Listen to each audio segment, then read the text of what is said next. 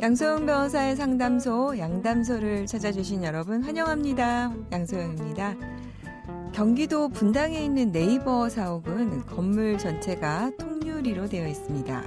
그러다 보니까 주변 아파트 주민들은 낮에 반사된 햇빛을, 또 밤에는 환한 빌딩 조명을 정면으로 마주해서 빛 공해로 생활이 힘들 정도였다고 합니다.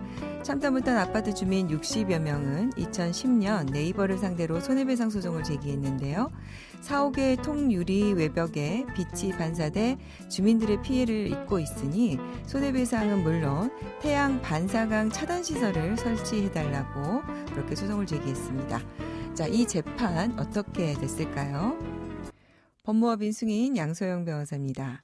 네이버 통유리 빛 반사 피해. 자, 이 소송은 10년 넘게 이어져 왔습니다. 1심, 2심 판결도 달랐는데요. 1심 재판부는 인근 주민이 태양광 피해로 주거 소유권을 침해당하는 점을 설명하면서 네이버에 반사광 차단 시설을 설치하고 주민들에게 재산상 손해배상금을 지급하라고 판결을 했습니다. 하지만 2심은 주민들의 태양 반사광 피해가 커튼을 치거나 시각적 문제가 발생하지 않는 등 생활 방해 한도를 넘는 것으로, 그러니까 이제 수인 한도라고 저희가 이제 법률적으로 얘기를 하는데요. 수인 한도를 넘지는 않는다. 이렇게 보고 손해배상과 차단시설 설치 청구를 기각을 했습니다. 자, 그렇다면 대법원 판결은 어떻게 됐을까요? 자, 대법원은 반사광 유입 장소와 시간이 상당하고, 빛 반사 밝기도 상당히 높다. 이에 원심은 시력 저하 등 건강상 피해와 시각 작업의 방해 등으로만 너무 좁게 봤다. 이렇게 보면서 2심 판단을 파기했습니다. 대법원은 반사광 차단시설 설치 청구에 대해서도 2심이 참을 한도 판단을 잘못 판단했다. 이를 전제로 한 방지 청구 기각 부분도 파기한다. 도로 소음 방지벽 설치 관련 판례를 참고해서 차단벽 설치 시 원고가 얻는 이익과 피고 및 제3자가 받게 될 불이익 등을 비교해 판단해야 한다. 이렇게 덧붙였습니다. 결국 밤낮으로 빛 공해에 시달린 주민들이 10년 소송 끝에 대법원에서 손해를 인정받게 된 것입니다. 또 새로운 판례 기준이 하나 생긴 것 같습니다. 자, 이렇게 빛으로 인한 손해의 경우에도 손해를 인정받을 수 있고 반사광 차단시설 설치 필요성에 대해서 새롭게 인정된 판례인데요. 외관상으로는 굉장히 멋지게 보이는 사옥, 건물 전체 통유리 건물에 대해서 향후에 이와 비슷한 손해배상 소송이 조금 이어지지 않을까 생각이 듭니다. 앞으로 건물에 대해서 이제 건축하시는 분들 이런 부분도 주의하셔서 설계를 해야 될 것 같습니다. 양담소에서 함께 나눠볼 법률 궁금증 있으시다면 YTN 라디오 양소영 변호사의 상담소 홈페이지에 남겨주시면 됩니다. 화나고 답답하고 억울한 당신의 법률 고민 함께 풀어볼게요. 오늘은 김선영 변호사님과 함께 하겠습니다. 변호사님 안녕하세요. 네, 안녕하세요. 오늘은 준비된 사연 만나보고 자세한 얘기 나눠보도록 하겠습니다. 1년 전 남편은 저의 만류에도 불구하고 코로나19로 사업이 힘들다며 사업을 접었습니다. 그나마 가지고 있던 사업 자금은 모두 주식에 넣었죠. 주식 자금을 굴린다는 이유로 컴퓨터 앞에서 떠나지 않았고 급기야 게임 중독에 폐인이 되다시피 했습니다. 더 이상 방치하면 남아있는 재산마저 다 날리고 아이들조차 돌보기 힘들 것 같아서 저는 남편을 상대로 이혼 소송을 했습니다.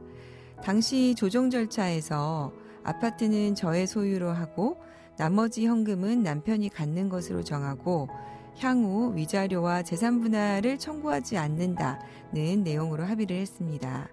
그렇게 저는 이혼 조정 후 이혼 신고를 했고 국민연금법에 따라 남편이 받게 될 국민연금에 대해 분할 청구를 했습니다. 그런데 남편이 조정조서에 정한 외에 재산 분할을 구하지 않기로 해놓고 왜 자신의 연금에 손을 대냐며 문제를 삼았습니다. 그러면서 남편은 이미 조정조서에 따라 국민연금공단의 연금 분할 비율을 저 0%, 남편 100%로 신고를 마쳤다는 것입니다. 남편의 말처럼 이혼 시 추후 재산 분할을 구하지 않겠다고 합의하면 국민연금에 대해서 분할을 받을 수 없는 건가요? 네, 오늘은 많은 분들이 궁금해하시는 국민연금과 관련된 사례네요. 오늘 우리 김선영 변호사님과 함께 국민연금과 관련된 재산 분할 좀 자세히 알아보면 좋을 것 같습니다.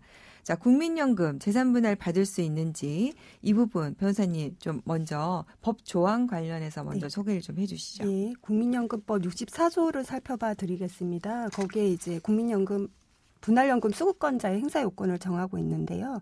이에 따르면 별거, 가출 등으로 혼인의 실질이 없었던 기간을 제외한 이거를 실질적인 혼인 기간이라고 합니다. 이 기간이 5년 이상인 경우에 첫째 배우자와 이혼을 했고 둘째 그 배우자였던 사람이 노령연금 수급권자이고 세 번째 만 60세가 되었을 때 이 모든 요건을 갖춘 경우에 분할연금을 구할 수 있고 그 지급액은 배우자였던 사람의 노령연금액 중 혼인기간에 비례해서 그 금액을 분할해서 받을 수 있는 것으로 정하고 있습니다. 네. 그래서 이제 다시 한번 보면 자, 이혼을 하고 그 배우자였던 사람이 노령연금 수급권자에 도달하고 또 만 60세가 되었을 때 이제 요게 이제 다 요건을 갖춰졌을 때 이제 분할연금을 구할 수 있는 겁니다. 예. 자, 이혼 시 재산 분할을 하면서요. 국민연금 분할에 대해서 이제 비율을 정하는 경우도 있지요. 네. 그래서 그 부분에 대해서 국민연금법이 또 규정을 두고 있는데요. 그러니까 협의이혼 또는 재판상 이혼 시에 연금의 분할에 관해서 별도로 이제 결정을 한 경우에는 그에 따른다고 정하고 있습니다. 따라서 협의이혼이나 재판상 이혼을 하면서 그 국민연금 분할 비율에 대해서 정하면 그 정해진 비율에 따라서 국민연금 분할을 구할 수 있습니다. 예를 들자면 이혼을 하면서 국민연금에 대해서는 아내 30, 남편 70 이렇게 비율로 나눈다고 정하면 그 비율대로 국민연금을 수령할 수 있게 됩니다. 자, 그러면 우리 사례처럼요. 자, 아내와 남편이 아파트 연금을 소유로 하고 나머지는 재산 분할 청구를 하지 않는다 이렇게 됐는데 자, 이때는 어떻습니까? 이때는 아내가 국민연금을 포기한 걸로 봐야 됩니까? 그렇지 않습니다. 왜냐하면 여기 추후 재산 분할을 구하지 않는 것으로 정해놓기는 했는데요. 뭐 이런 경우가 실제로 좀 있기도 하고 근데 국민연금에 대해서는 구체적으로 언급을 하지 않았습니다.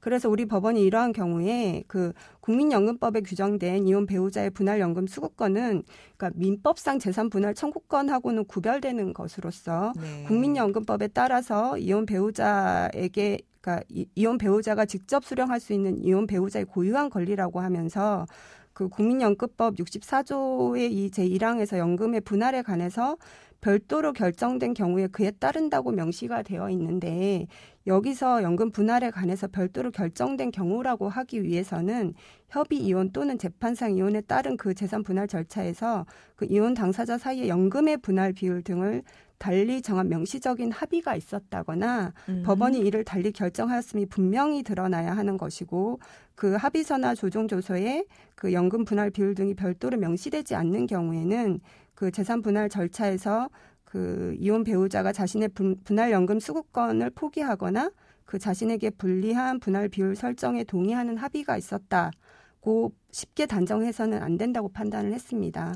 그러니까 이제 이 얘기는 무슨 얘기냐면 이게 지금 재산 분할 청구를 하지 않는다라고 되어 있는 것이 명확히 국민연금을 포기한 것으로 쉽게 판단할 수 없다. 결국에는 국민연금을 포기한다라고 명시되어 있지 않다면 국민연금을 포기한 것으로 보기는 어렵다는 것이 법원의 태도라는 것이네요.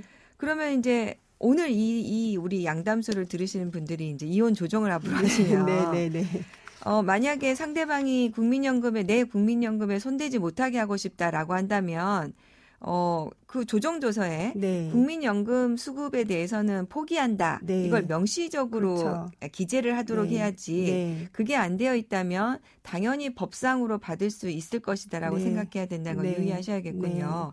자, 그러면 결국 사례자로 돌아가면 국민연금 분할 받을 수 있는 거네요. 네, 그렇습니다.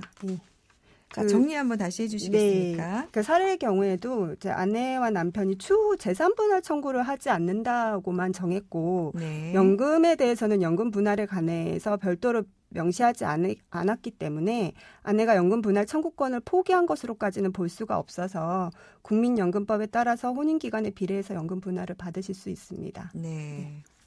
또 이제 이것도 많이 궁금하신 것 같아요. 네.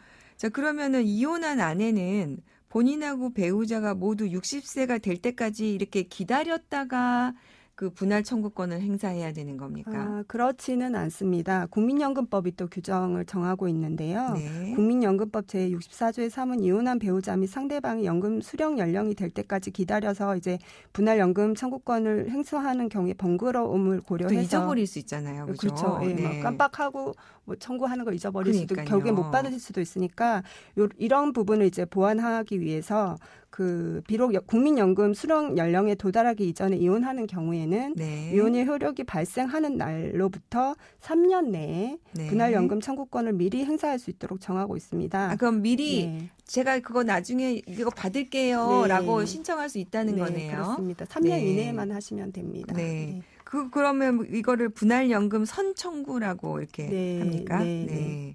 그럼 이렇게 해서 선청구를 해놓으면 돈이 바로 들어옵니까? 네, 그렇지는 않습니다. 아까 보셨지만 그 국민연금 분할 청구권 요건이 있어서 그러니까 분할연금을 선청구하더라도 실제로 분할연금을 수령하는 시기는 연금 수령 연령이 도달한 때로부터 실제로 지급받으실 수 있습니다. 그러니까 이제 내가 잊어버릴까봐 미리 선청구는 해놓지만, 그러면 이제 선청구를 안 한다고 안 주지는 않죠? 네, 그렇습니다. 네. 자, 오늘 재산 분할 국민연금과 관련해서 이런 부분들 의외로 많이들 궁금해 하시고, 실제로 이게 내가 언제 해야 되는 건지, 언제부터 돈이 들어오는 건지, 몇 퍼센트로 들어오는 건지 많이들 궁금해 하시고요. 처음에 우리 김서연 변호사님 얘기했지만, 이게 판례가 한번 나왔었어요. 별거 가출 등으로 인해서 혼인의 실질이 없었던 것은 또 혼인기간에 들어가지 않는다는 판례도 있었고요. 전체적으로 지금 국민연금과 관련돼서 한번 살펴봤습니다. 네. 오늘 김서연 변호사님 도움 말씀 감사드립니다. 양소영 변호사의 상담소 양담소는 내일 또 문을 엽니다. 끝곡 스팅의 Shape of My Heart 들려드릴게요. 양소영이었습니다.